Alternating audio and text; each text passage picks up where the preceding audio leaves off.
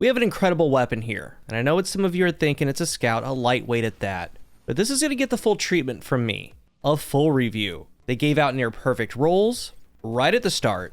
And in general, this scout and the title, very high drop rate as you're doing Guardian games. There's a good chance you're going to get something that you want. So let's talk about how to use it. I want to show you the synergy for each character. That's important. I want you to do well. I want to jump around from character to character, PvE to PvP. And this thing's going to do great in dungeons, raids, PvP, GMs, does not matter, everywhere. This is the first Strand Scout, and being the first is a big deal because the Strand kit is used from a distance. Like, look at some of the background footage in PvP. There's a lot to talk about, a lot, on how to do things, small glimpse, just powerful stuff. And the vibe is similar to when Vulpecula came out. Remember that? Like, that was the first and only stasis weapon that could roll headstone. Lots of headstone weapons came out later, but it's what you could do with headstone at the time. But this one, Taraxippos, same deal. Extremely valuable tool right now because it's the only one. And no doubt we're gonna have more Strand Scouts in the future. With that said, disclaimer, this one's still gonna be used like 100%, off the chart synergy. And I do believe it's in the argument as the best Strand weapon, I really do. Crazy as that sounds. Let's keep going. Lightweight frame, 200 RPM. You get the lightweight bonus, so it doesn't necessarily feel like a scout when you're using it. Very light, very snappy. Base stats are fine, excellent. Expected, lines up with the others. Strand has a little bit better AE at 12, 75 aim assist, high handling, stability, reload. It's worth pointing out, it does have a 1.9 times zoom. Most scouts sit at 20, or 2 times zoom. A lot are actually above that. So this means in the short to mid duels, it's less zoomy, gonna feel a little bit better. Let's get right into Warlock. Now, the importance of this weapon to the Strand kit, like, just look at the background. It explains itself. This is the loop. And the loop's going to change a little bit character to character, but this is what it's all about. We'll get into perks and combinations as we get going. Being a scout, it stuns unstoppables currently, and in higher tier play, it's fine. It could do this there too, but from a distance. As far as Warlock, we have a number of things going on. The particular role that you're seeing in the background is 4 times a charm. Hatchling. I'm running Swarmers, just pure chaos. With Swarmers, destroying a Tangle spawns a Threadling. The Threadling seeks, unravels targets. We have the Suspend build. Hold the Shackle Grenade with the Mind Spun aspect. Go into Weaver's Trance. Final blows create a suspending animation. Thread of Mind, defeating the suspended targets, grants class ability energy. And Hard Stop. This is why this scout is valuable. Same deal with Hunter and Titan as well. This thing has Classy Contender. Final blows grant class ability energy. So 2 sources for the Warlock here.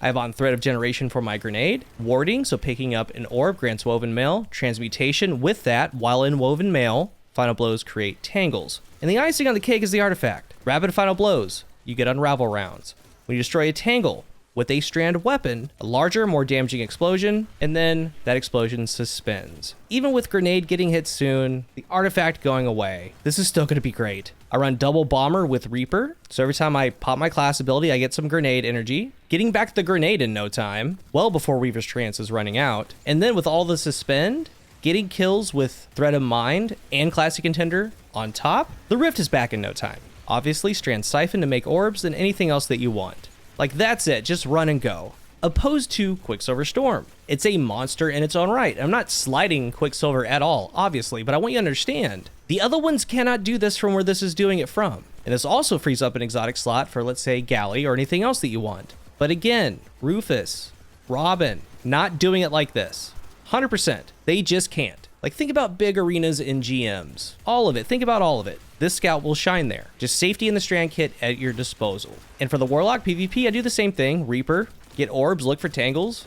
I eat my nade when I'm getting ready to go into an engagement, get a final blow, suspend everything around, and just keep going. So as far as rolls, Strand specific, Hatchling, it's gonna work. Especially with Swarmers on Warlock, but we have things like Focus Fury, not a bad option, 20% more damage, laying crits. Aside from a very specific hatchling build for Strand, it's really all about Gutshot straight explosive payload. And I have all these rolls that I'm talking about. Gutshot makes scouts deal 20% more body damage. An explosive payload splits the bullet into 2. The explosive part has no fall off, deals 30% more damage, like 15% more body damage increase with that. So like a breakdown, the base scout does 1,745 to the body, 3,062 to the crit. Just explosive payload, The two numbers combined is 2007. The crit is 3,315 combined. Gut shot straight plus explosive payload. Body shot damage is 2,408. Crit is 3,542. So this combination from base, a regular scout versus gut shot explosive payload, it deals 38% more body damage per shot and 15.5% more crit damage. So a way to look at it, if you're hitting crits, it basically has frenzy. If you're hitting body shots, 38% more than it would have been doing. And then we have, of course, let's remember red and orange bars. It got a little 10% increase on them, but explosive payload is strong. Like the regular scout can't even body shot a drag. You would need explosive payload, so it's good. And also keep in mind, explosive payload, it stuns. It stuns a lot of enemies in their animation, or ones that are running you down. You hit them with explosive payload, they stun for a second. It's really good. And this roll is just constant steady damage everywhere on top of the Strand loop that we just went over. You do want to bolt together. EP by itself would be paired with, let's say, 4 times a charm, whatever it is. But moving on to the next thing, I want to take a moment and talk about Cascade Point. Guys, this is brutal. It is raw. It's for sure an option. Final blows or sustained precision hits with another weapon increases his weapon's fire rate for 2.5 seconds. As soon as you ready it, you have that 2.5 seconds of the faster fire rate. Like that fire rate, just take a listen.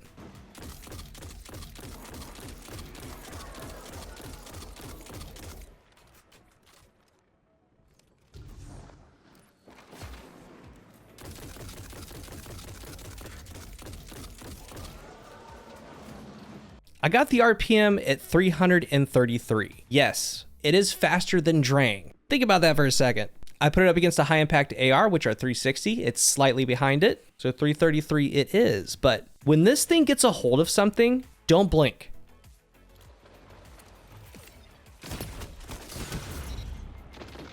Double down.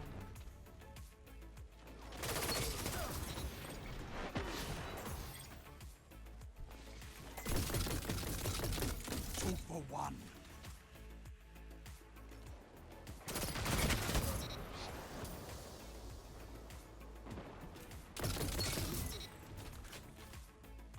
That's so cool. Here's the deal with it. Final blows always will cause Cascade Point to proc, but different weapons are tied to how much it's gonna help scalar wise. Like you would think a trace rifle, very fast, easy precision hits. It's not like Athers's Embrace. You could land like 7 straight crits with a trace. It doesn't proc Cascade. Opposed to, let's say, Trinity Ghoul, a bow has the highest scalar, or is tied for the highest scalar for Cascade Point. Trinity Ghoul happens to shoot 3 arrows. One shot from Trinity Ghoul immediately procs Cascade Point, you can switch over. And you can see in some gameplay, that's just to kind of show how that works. Ideally, you would want to use a weapon you're running around with, like an SMG, sidearm, possibly fusion or shotgun. I don't know if anybody's ever seen that done in the Crucible.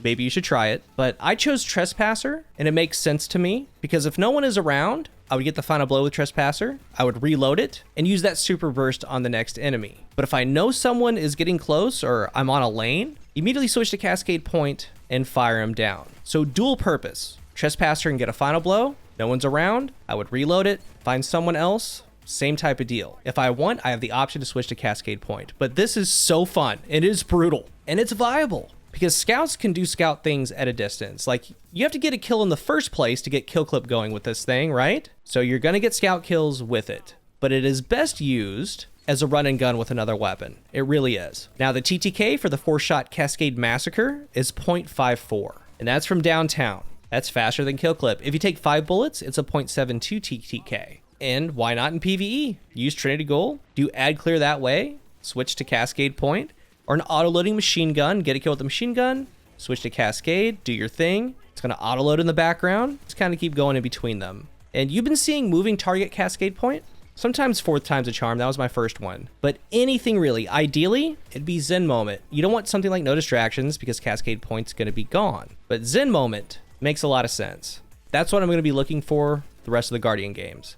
Moving on to Hunter, and this is where we're gonna see a lot of PvP gameplay. And the loop is gonna be the same for PvE. Like, Hunter, by far the best class to use a scout with. If Warlock is S tier in PvE, Hunter is S tier in PvP. The roll that was gifted, I believe, is the pound for pound roll, Zen Moment kill clip. Beautiful. Zen's been a riser, on par with Rapid Hit. Different flavor, different kind of duel. Land shots, as you land shots, less reticle bounce, get some flinch resist. It's good. And in kill clip, of course, get a kill reload, year 3 tapping 0.67. Now the base TTK is 0.9, so the 3-shot 0.67 TTK, very, very good. Now with Hunter, we have the Taraxippos Facade, the Strand helmet, instant woven mail after a grapple, and flinch resist. They changed grenade kickstart, that's okay. You can still throw out a grapple, use it as an anchor, and just keep reprocking woven mail. So for my fragments, I have Ascent, since I'm using the grapple a ton. That's going to give me a free reload and some AE. Warding, same deal. We have Reaper on the class item. Pick up an orb, gain woven mail, generation for the nade energy, and importantly, transmutation. While you have woven mail, final blows create a tangle, and you've been seeing it at a distance, even up close, doesn't matter. And the zoom of this thing helps a ton at 1.9.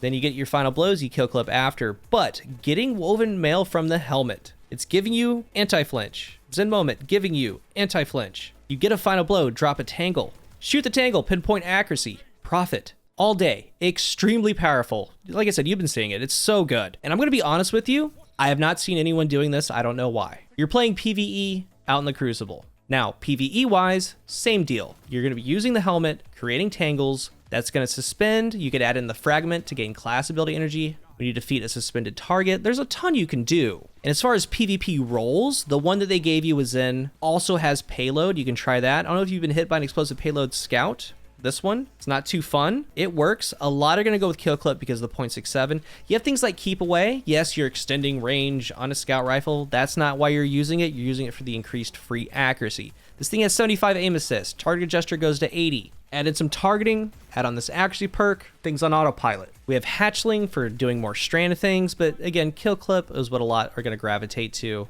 And to be completely honest, the only dueling perk there is explosive payload. Hatchling's after the point, Cascade's after the point, Focus Fury, sustained damage. Encore, yeah, that could work. Keep away, kind of a dueling perk, but kill clip is that instant gratification right after the kill. And that's what I'm using if I'm not using Cascade Point. When it comes to Titan, it's a little bit more intimate. I mean, things like Immortal, and you're gonna see what I'm talking about, are a little bit better suited, but the Titan's deal is gaining woven mail by suspending, and that's done with the leaps, the new exotic boots. Pop your barricade, the 3 projectiles go out, they seek. You gain woven mail when you suspend something, so you'd also run the shackle grenade. So just like the Warlock, you want to use Classic Contender with Threat of Mind. And I also have, again, Wisdom, Transmutation. That's the Woven Mail Tangle combo. You can also do make them suspend a little bit longer or get an Orb of Power by a Precision Final Blow with Suspend. But with Titan, it's keeping the Suspend train going with that extremely fast cooldown that it has on its Barricade.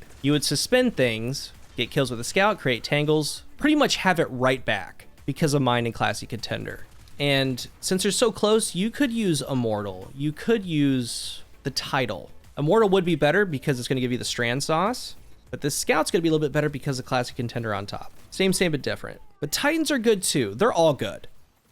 The Strand loop is one thing, the artifact on top is another. Like the Big Boom, the Unravel, the Suspend, very, very extra, like a little overboard. But when all that goes away, the base loop is very strong, and it will be in the future. Titan has the Sever Melee. You can create tangles and get booms a number of different ways. There's a ton you can do on all the characters. And I know this video is extremely long, but the deal with Titan is just like all the other ones.